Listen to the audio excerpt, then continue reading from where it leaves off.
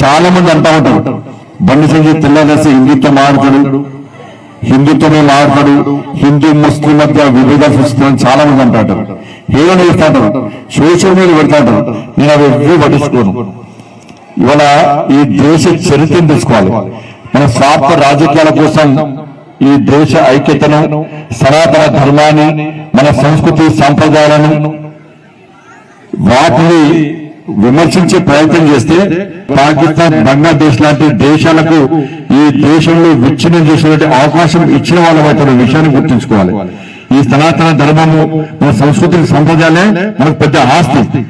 వాటిని స్ఫూర్తిగా తీసుకుని మనం ముందు పోతున్నాం. ఇవాళ అవి లేకుంటే మన దేశం ఎక్కడిది, మనం ఎక్కడిది. ఈ దేశం యొక్క మధ్య మనకు బలం వల్ల చెప్తున్నా.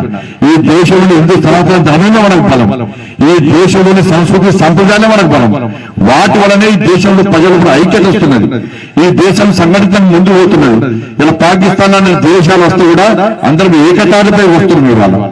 ఇలా ఆపరేషన్ సింధూరు మనం మర్చిపోదు. ఇప్పుడు కూడా ఇవాళ మన మతం పేరు చెప్పి అవయవారం చూసి ఇలా పాకిస్తాన్ అంటే ఉగ్రవాదులు వచ్చి అంతమంది హిందువులు హతమార్స్తే ఏ దేనికోసం హతమార్చారు? అటువంటి హిందూ ధర్మం ఉండద్దు అనుకుంటే అది మూర్ఖత్వం అవుతుంది.